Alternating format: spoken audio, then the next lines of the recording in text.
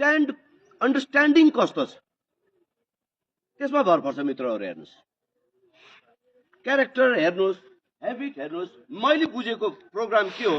Programme भनेको एउटा honest हो, प्रोग्राम भनेको एउटा सिम्प्लिसिटी हो, प्रोग्राम भनेको नन इगो हो, प्रोग्राम भनेको नन ग्रान्डियोसिटी हो, प्रोग्राम भनेको सर्भिस हो, प्रोग्राम भनेको काइन्ड अफ मतलब म त ठिक भए,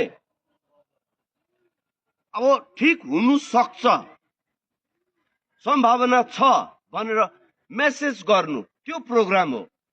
जुन हामीले भेट्छौँ यहाँ HNI को मिटिङहरू आउँछन्, कत्रा कत्रा प्रोफेसनलहरू, कत्रा कत्रा धनी मान्छेहरू, करोडपतिहरू आउँछन्।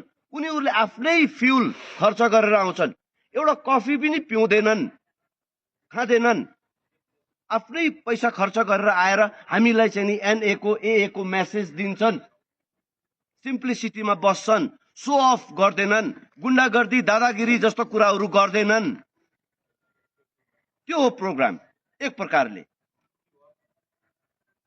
आफ्नो बुझाइ छ यहाँ मान्छेको। ठिक छ, तिमी केमा कम्फर्टेबल छौ?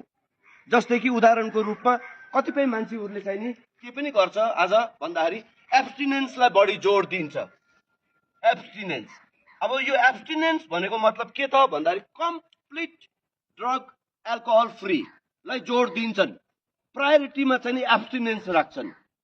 र मैले बुझेको पनि सबैभन्दा पहिला के हो भनेर भन्दाखेरि एब्स्टिनेन्स नै हो।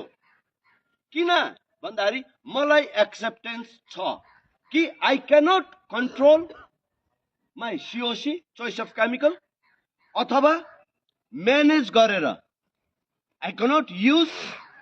वाइ भन्दाखेरि because I head tried so many times, almost 19 years try गरेको हो नि त यार। पिपल प्लेस थिङ्स चेन्ज गरेर, उदाहरणको रूपमा नसा छोड्नुलाई म पोखरा पनि गएँ, दाइको घरमा बसेँ, भएन। अनि त्यसपछिबाट भगवानको भाकल पनि राखे मनोकामनाको, त्यसले पनि काम गरेन। अनि त्यसपछिबाट सब्सटेन्स चेन्ज, उदाहरणको रूपमा गाँजा लिन्थे पनि गाँजा मेरो प्रब्लम हो भन्यो,